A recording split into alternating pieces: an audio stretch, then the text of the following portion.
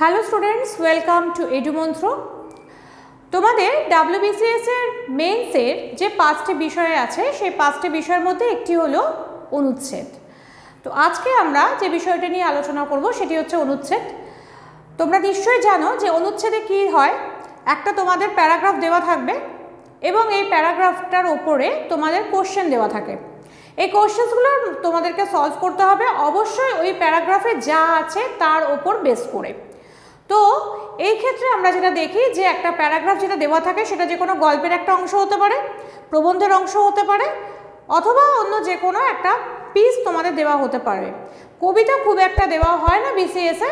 তো এক্ষেত্রে আমরা দেখব যে কোনো গল্প বা প্রবন্ধ বা কোনো চিঠি এরকম কোনো একটা অংশ তোমাদের তুলে দেওয়া হবে। মাথায় রাখতে হবে যে যখন তোমরা অনুচ্ছেদের যে কোশ্চেন অ্যান্সারগুলো যখন করবে তখন সেখানে যেটুকুনি তোমাদেরকে রেফারেন্স দেওয়া হয়েছে সেইটুকুনি রেফারেন্সের ওপরেই তোমরা কিন্তু অ্যান্সারটা করতে পারো। হয়তো এরকম অনেক সময় হয় যে আমরা যে অংশটা পেলাম, যে অংশটা আমরা পেয়েছি সেই অংশের ক্ষেত্রে আমাদের অনেক সময় হয় যে আমরা হয়তো জানি এই অংশটা কোথা থেকে দেওয়া হয়েছে, আমাদের লেখকের নাম বা পিসের নাম আমরা জানি, কিন্তু তুমি জানলেও যেহেতু ওখানে সেই পিসটার কোনো উল্লেখ নেই, নামটা লেখকের বা সেই পিসটা কোথা থেকে দেওয়া হয়েছে তার কোনো উল্লেখ যদি না থাকে তাহলে কিন্তু তুমি অ্যান্সার লেখার সময় সেটা উল্লেখ করতে পারো না। আবার অনেক ক্ষেত্রে হয় এরকম যে যদি তার তলায় তোমাদের দেওয়া হয় যে অমুক লেখকের অমুক গ্রন্থ থেকে গৃহীত বা কিছু, সেক্ষেত্রে তুমি এই রেফারেন্সটা তুমি নিতে পারো। চলো চলে যাওয়া যাক আজকে আমাদের অনুচ্ছেদের। দেখো এখানে একটি অনুচ্ছেদ রয়েছে। এই অনুচ্ছেদটা আমি সম্পূর্ণরূপে পড়ব এবং খুব আস্তে পড়ব যাতে কিনা বুঝতে সুবিধা হয়। এবং এখানে কিছু কথা আছে যেগুলো আমরা খুব একটা প্রচলিত নয়, সেই কথাগুলোকে আমি একটু বলতে বলতে যাব। কথায় বলে কালি কলম মন লেখে তিনজন, অর্থাৎ কালি কলম আর মন লেখে তিনজন, কিন্তু কলম কোথায়? আমি যেখানে কাজ করি সেটা লেখালেখির আপিস। খেয়াল করে দেখো এই আপিস কথাটা কিন্তু আমরা এখন খুব একটা ব্যবহার করি না, আমরা এখন সবাই অফিস কথাটা বলি, কিন্তু এখানে লেখক অফিস কথাটার জায়গায় আপিস কথাটা ব্যবহার করেছেন। তো কিন্তু সবাই এখানে লেখক, অর্থাৎ যেহেতু লেখালেখি করেন সেই অর্থে এখানে লেখক কথাটা বলা হয়েছে। তার মানে এখানে লেখক কথাটা কোন ক্ষেত্রে ব্যবহার করা হচ্ছে? যারা লেখেন যে কোনো রকমের, সেটা কোনো কিছু লেখালেখি কোনো জায়গা থেকে কোনো জায়গাতে কপি করা বা নিজে থেকে লেখা ক্রিয়েটিভ রাইটিং, যে কোনো ক্ষেত্রেই দুটো ক্ষেত্রেতে কিন্তু এই লেখক কথাটা ব্যবহার করা হয়েছে। তারপরে লেখক বলছেন কিন্তু আমি ছাড়া কারো হাতে কলম নেই, অর্থাৎ পেন ছাড়াই সকলে এখানে লেখক। কেন না, সকলের সামনেই চৌকো আয়নার মতো একটা কাঁচের স্ক্রিন বা পর্দা, অর্থাৎ বুঝতেই পারছো এখানে কাঁচের স্ক্রিন বা পর্দা কিসে থাকে? কম্পিউটার। তার নিচে টাইপরাইটারদের মতন একটা কিবোর্ড, প্রতিটি বোতামে ছাপা রয়েছে একটি করে হরফ। লেখকরা অনবরত তা দিয়ে লিখে চলেছেন, মাঝে মাঝে লেখা থামিয়ে তাকাচ্ছেন সেই পর্দার দিকে। যা ইতিমধ্যে লেখা হয়েছে তাই ফুটে উঠেছে পর্দায়, অর্থাৎ কম্পিউটারের যে স্ক্রিন সেই স্ক্রিনে তারা কি করছে? টাইপ করে যাচ্ছেন এবং মাঝখানে থেমে গিয়ে দেখে নিচ্ছেন তাদের যে লেখাটা সেই লেখাটা ঠিকঠাক এসছে কিনা। অর্থাৎ এখানে তারা যে কোনো রকমের পাণ্ডুলিপি বা যে কোনো এই ধরনের জিনিস থেকে তারা সোজা শটাং সেটাকে কম্পিউটারের অর্থাৎ সফটওয়্যারে একবারে তুলে নিচ্ছেন। লেখক সেই কথাটাকে এখানে এইভাবে দিয়েছেন, আমি যা লিখি ওরা ভালোবেসে আমার লেখাকেও এভাবে ছাপার জন্য তৈরি করে দেন। অর্থাৎ আগেকার দিনে যেভাবে ছাপা হতো এখন তো সেভাবে হয় না, এখন পুরো সিস্টেমটাই হয়ে গেছে কম্পিউটারাইজড। অতএব লেখকও যা লেখালেখি করেন অর্থাৎ তার যে ক্রিয়েটিভ রাইটিং সেই ক্রিয়েটিভ রাইটিংটাকেও কী করেন যারা আপিসের লোকেরা, লেখকের ভাষায় তার আপিসের লোকেরা সেটাকে লেখার জন্য তৈরি করে দেন, ছাপার উপযোগী করে তৈরি করে দেন। একদিন যদি কোনো কারণে কলম নিয়ে যেতে ভুলে যায় তবেই বিপদ। যদি কোনো লেখক কলম নিয়ে যেতে ভুলে যান সেক্ষেত্রে বিপদ হয়। কেন না, কলম কারোর সঙ্গে কলম নেই। যদি বা কারো কাছে গলা শুকনো ভোতা মুখ একখানা জোটে তবে তাতে লিখে আমার সুখ নেই। যদিও কারোর কাছে হয়তো একটা কলম অনেকদিন ধরে তার ব্যাগে বা তার পকেটে রয়েই গেছে, পেনটা তো ব্যবহার করা হয় না, অতএব পেনটা লিখতে গেলে দেখা যাচ্ছে সেটা গলা শুকনো এবং লিখতে গেলেও দেখা যাচ্ছে সুইফট, পরিষ্কার লেখাটা হচ্ছে না, সুইফট লেখা বা পরিষ্কার লেখা হচ্ছে না। ওটাকেই লেখক বলছেন গলা শুকনো ভোঁতা মুখ একখানা জোটে, তবে তাতে লিখে আমার সুখ নেই। দায়সারাভাবে কোনো মতে সেদিনকার মতন কাজ সারতে হয়, অথচ আমাদের অফিস সবাই বলে লেখালেখির অফিস, লেখকের কারখানা। অথচ লেখক হচ্ছে খবরের কাগজের অফিস, অর্থাৎ সেখানে সকলেই লেখালেখির অফিস, সবাই সেখানে লেখক এবং প্রত্যেকেই সেখানে লেখে, অথচ তার এই অবস্থা। লেখকের কারখানা। বাংলায় একটা কথা চালু ছিল, কালি নেই কলম নেই বলে আমি মুন্সি, কালগুনে বুঝিবা আজ আমরাও তাই। আগেকার দিনে ব্রিটিশ আমলে যারা কোর্টে কাজ করত তাদেরকে মুন্সি বলা হতো এবং তারা কি করত, একটা কালি অর্থাৎ ওই মাটির যে দোয়াত হয় সেই দোয়াতে করে কালি, এবং তখনকার দিনে তো এই পালক বা খাগের কলম, সেই কলম এবং কালি নিয়ে তারা কোর্টে যেত। তো সেই কারণে তাদের হাতে ওই দুটোকে থাকতেই হতো। যদি কারোর কাছে এই দুটো জিনিস না থাকতো তাহলে তাকে বলা হতো সে মুন্সি হতেই পারে না, কারণ তার কাছে কালি এবং কলম দুটোই নেই। তাই জন্য লেখক বলছে যে অথচ আমাদের আপিস সবাই বলেন লেখালেখির আপিস, লেখকের কারখানা। বাংলায় একটা কথা চালু ছিল, কালি নেই কলম নেই বলে আমি মুন্সি, কালো গুণে বুঝিবা আজ আমরাও তাই।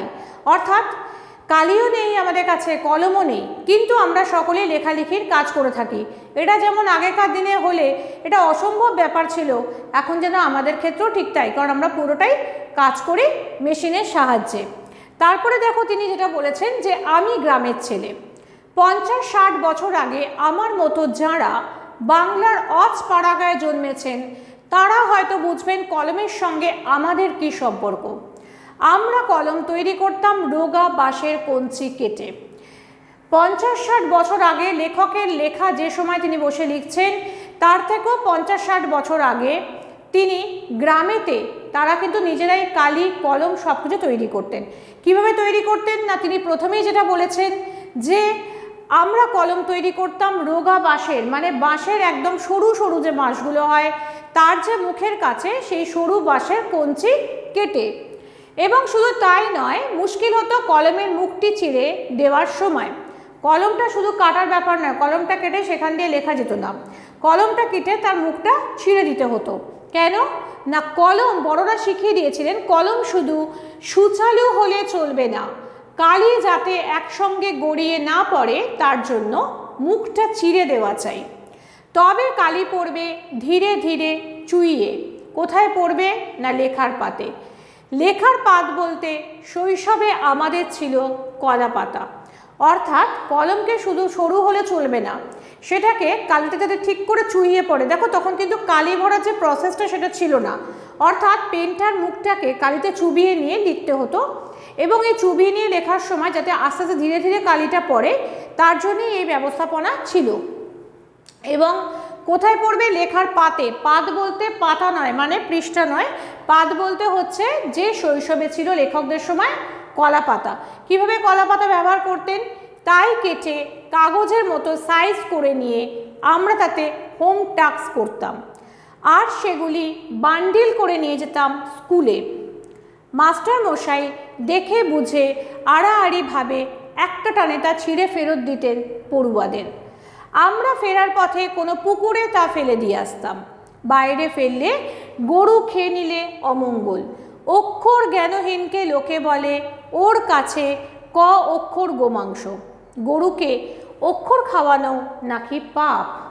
অর্থাৎ তাহলে কি হলো, কলা পাতাগুলোকে কেটে নিয়ে এসে তাকে পাতার মতন সাইজ করে নেওয়া হতো এবং তার ওপরেই নিজেদের হাতে তৈরি পেনের সাহায্যে লেখকরা হোমওয়ার্ক করতেন এবং সেই হোমওয়ার্ক নিয়ে তারপর তারা কি করতেন, স্কুলে যেতেন।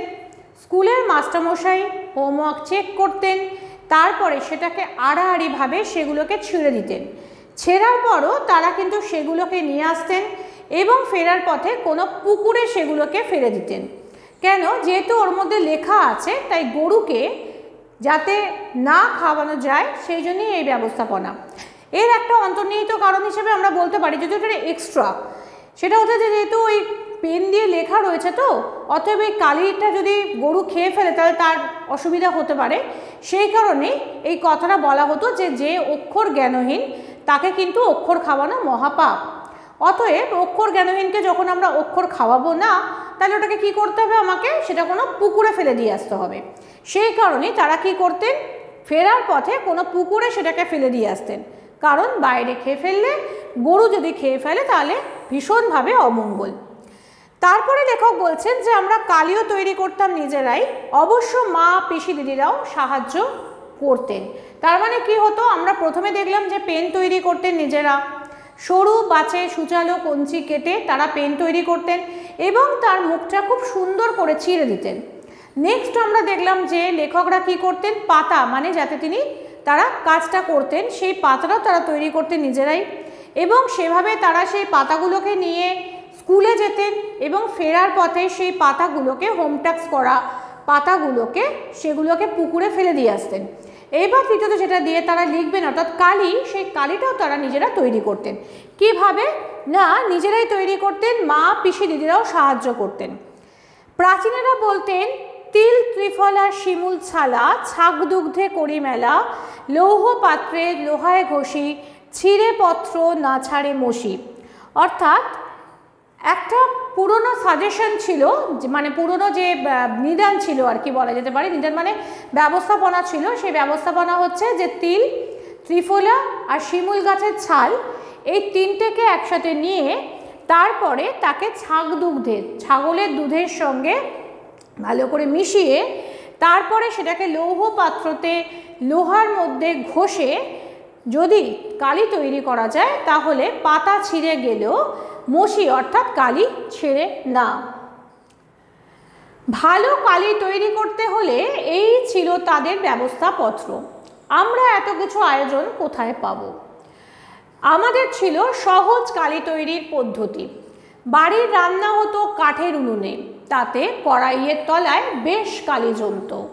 লাউ পাতা দিয়ে তা ঘষে তুলে একটা পাথরের বাটিতে রাখা জলে তা গুলে নিতে হতো। আমাদের মধ্যে যারা ওস্তাদ তারা ওই কালো জলে হরিতকি ঘষত, কখনো কখনো মাকে দিয়ে আতপ চাল বেটে পুড়িয়ে তা বেটে ওতে মেশাতো। সব ভালো করে মেশাবার পর একটা খুন্তির গোড়ার দিকটা পরিয়ে সেই লাল টকটক করে সেই জলে ছ্যাঁকা দেওয়া হতো। অল্প জল তো, তাই অনেক সময় টকবক করে ফুটতো। তারপর ন্যাকড়ায় ছেঁকে দোয়াতে ঢেলে কালি। দোয়াত মানে মাটির দোয়াত, বাঁশের কলম, মাটির দোয়াত, ঘরে তৈরি কালি আর কলা পাতা। বলতে গেলে তাই নিয়ে আমাদের প্রথম লেখালেখি। এত বছর পর সেই কলম যখন হাতছাড়া হবার উপক্রম, তখন মনে কষ্ট হয় বই কি। এবারে দেখো, একটা তো আমরা পড়লাম যে প্রাচীনেরা কী হিসেবে নিদান দিয়ে গেছেন খুব ভালো কালি তৈরি করার, কিন্তু লেখকরা এত শক্তপোক্ত উপায় তারা কালি তৈরি করতে যেতেন না। তারা খুব ইজিয়েস্ট ওয়েতে কালি তৈরি করতেন। সেই ইজিয়েস্ট ওয়েটা কি না, তারা খুব সহজভাবে কালি তৈরি করতেন যে বাড়িতে যে রান্না হতো কাঠের উনুনে, তাতে লোহার কড়ার তলায় অনেকটা কালি জমতো।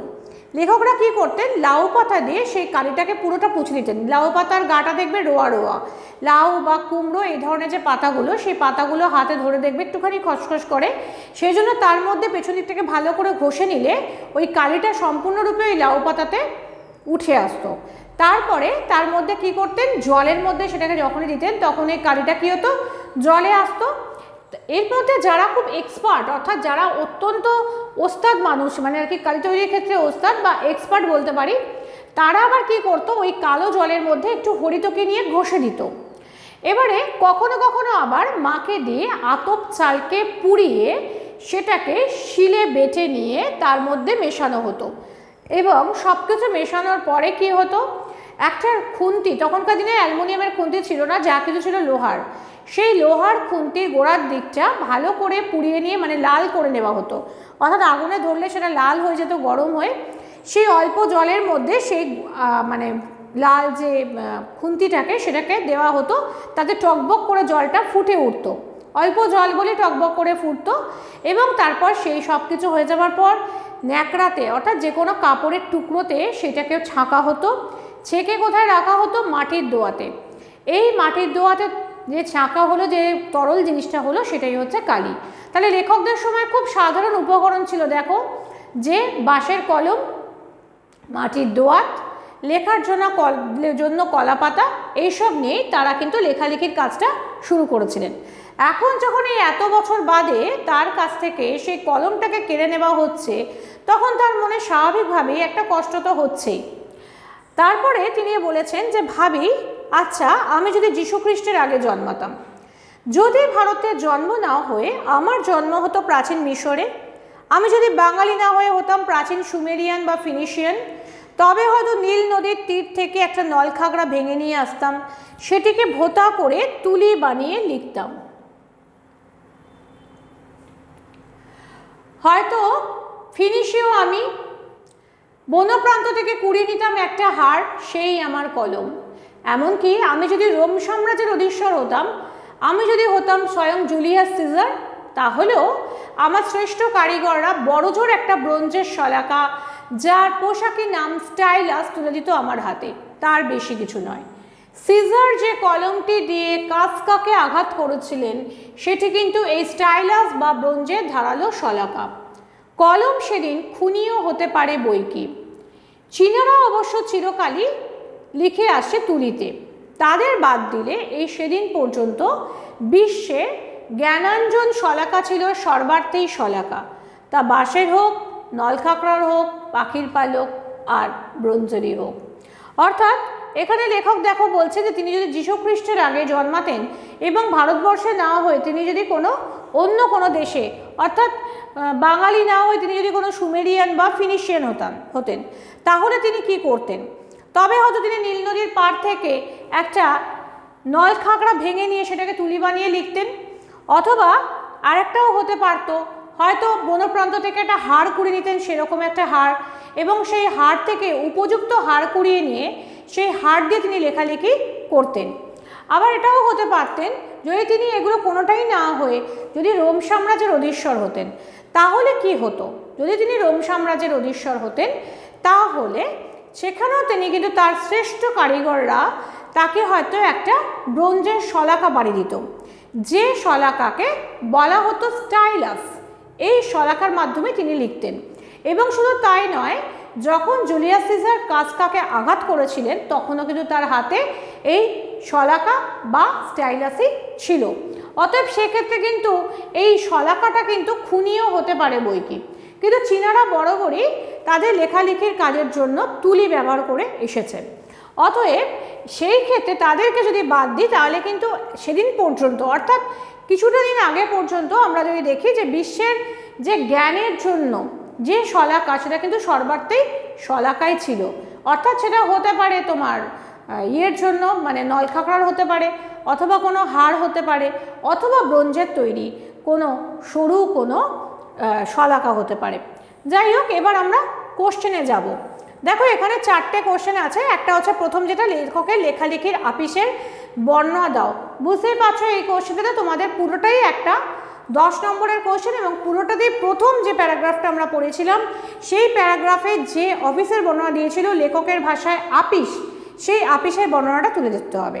সেকেন্ড যে প্রশ্নটা রয়েছে তাতে দিয়েছেন যে লেখকরা কী দিয়ে কলম তৈরি করতেন, লেখকদের সময়ে হাতে তৈরি কলমের বৈশিষ্ট্য কী ছিল, লেখকদের সময় হোম টাস্ক করার নিয়মগুলি বর্ণনা করুন। অর্থাৎ এখানে পুরোটাই কিন্তু লেখকদের সময়কার যে সিস্টেমটা সেটার কথা বলা হয়েছে, যাতে বলা হয়েছে কী দিয়ে তারা কলম তৈরি করতেন,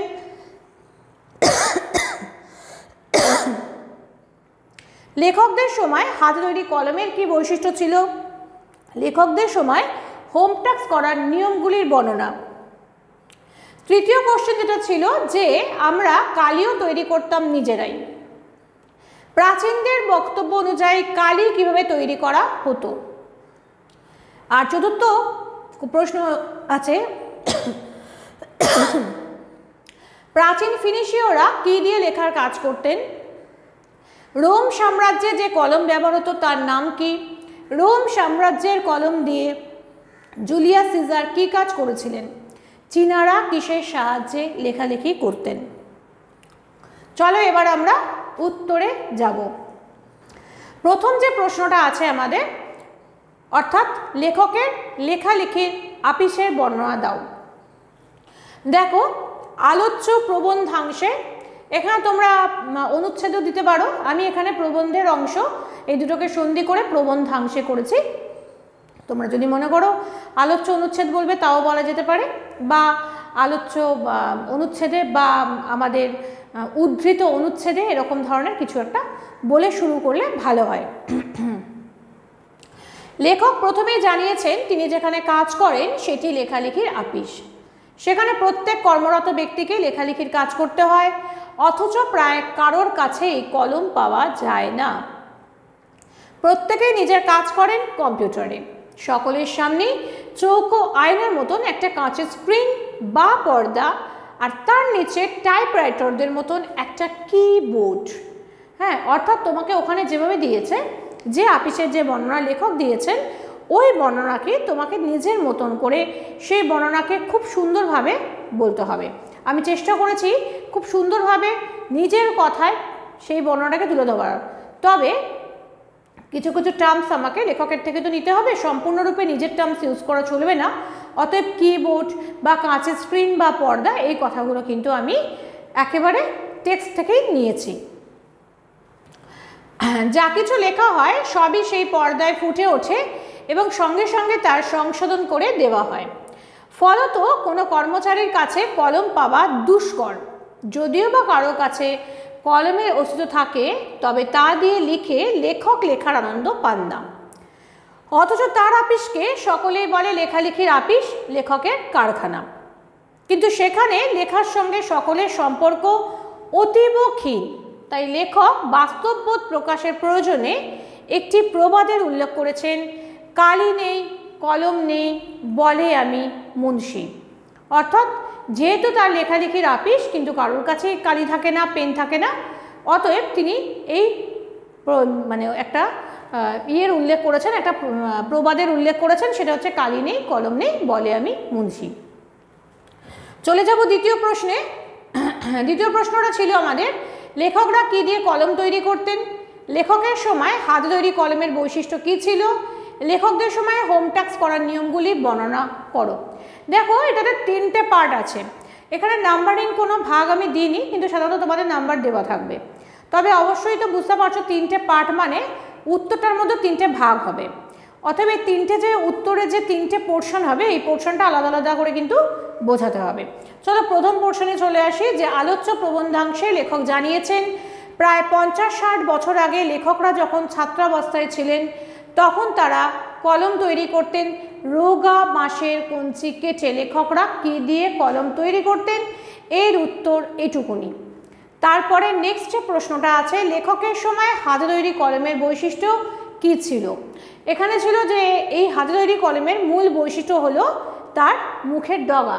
পেছন দিকে কতটা লম্বা, কতটা বেঁটে, কতটুকুনি হবে সেটা কিন্তু তার বৈশিষ্ট্য নয়। তার মূল বৈশিষ্ট্য এখানেই যে কলমটার মূল বৈশিষ্ট্য লেখক মানে পেনের মুখের ডগার দিকটা। কেন? যাতে বেশি কালি একসঙ্গে গড়িয়ে পড়া রোধ করার জন্য সুচারুরূপে কলমের মুখটি চিরে দেওয়া হতো। তৃতীয় পোর্শন হচ্ছে যেটা সব থেকে বড়, সেটা হচ্ছে যে লেখকদের সময় হোম ট্যাক্স করার নিয়মগুলি বর্ণনা করো। আলোচ্য প্রবন্ধাংশে লেখক জানিয়েছেন তার মতো যারা অজপাড়াগাঁয়ে শৈশব কাটিয়েছেন তারা লেখার জন্য কাগজের পরিবর্তে কলা পাতা ব্যবহার করতেন, এবং শুধু তাই নয়, পাতাগুলিকে কাগজের মতো মাপ করে কেটে নিয়ে তার ওপর কঞ্চির কলমে ঘরে তৈরি কালি দিয়ে লিখে হোম ট্যাক্স করতে হতো। তারপর এই কাজের পাতাগুলিকে বান্ডিল করে স্কুলে নিয়ে যেতে হতো। শিক্ষক মহাশয় হোম ট্যাক্স দেখে বুঝে আড়াআড়িভাবে একটানে তা ছিঁড়ে পড়ুয়াদের ফেরত দিতেন। এবং শুধু তাই নয়, স্কুল থেকে ফেরার পথে ছাত্রছাত্রীরা ওই কলা পাতাগুলিকে কোনো পুকুরে ফেলে দিতেন, কারণ তারা সে সময় বিশ্বাস করতেন যে ওই পাতা গরুতে খেয়ে ফেললে তা ভয়ানক অমঙ্গল হবে। এবং পাতাগুলোকে নিয়ে কী করতেন তারা, সেটাও কিন্তু ওই হোম ট্যাক্স করার নিয়মের অন্তর্গত।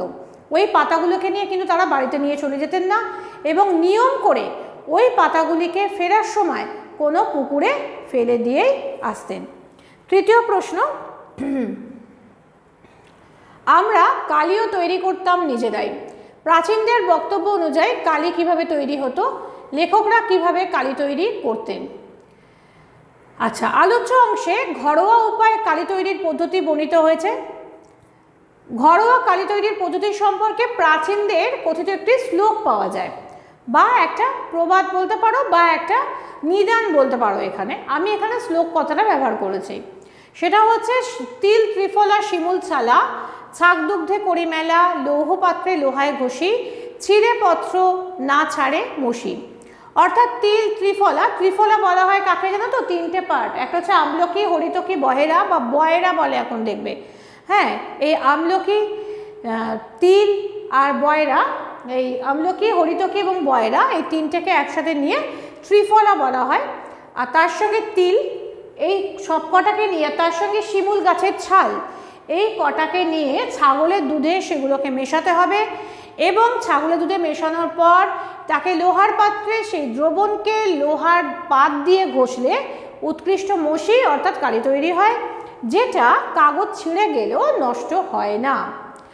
তারপরে বলছেন যে এটা তো প্রাচীনদের বক্তব্য অনুযায়ী কীভাবে কালি তৈরি হতো, কিন্তু লেখকরা তো সেই প্রাচীনদের বক্তব্য অনুযায়ী যে কালি তৈরি হতো সেভাবে তারা করতেন না। তারা যেভাবে কালি তৈরি করতেন সেটা কি? কিন্তু সাধারণভাবে লেখকরা ছাত্রাবস্থায় আরও সহজ পদ্ধতি অনুসরণ করতেন। কড়াইয়ের তলায় জমা কালি লাউ পাতার সাহায্যে সংগ্রহ করে বাটিতে জলে গুলে নিতেন।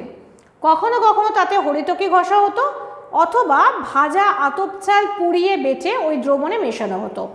সব কিছু ভালো করে মেশানোর পর লোহার খুন্তির গোড়ার দিকটা ভালো করে গরম করে ওই জলে ছ্যাঁকা দেওয়া হতো।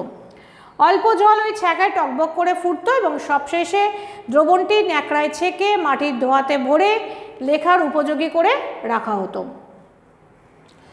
লাস্ট প্রশ্ন, সেটা হচ্ছে কি, যে প্রাচীন ফিনিশীয়রা কি দিয়ে লেখার কাজ করতেন?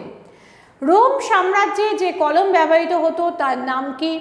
রোম সাম্রাজ্যের কলম দিয়ে জুলিয়াস সিজার কি কাজ করেছিলেন? চীনারা কিসের সাহায্যে লেখালেখি করতেন?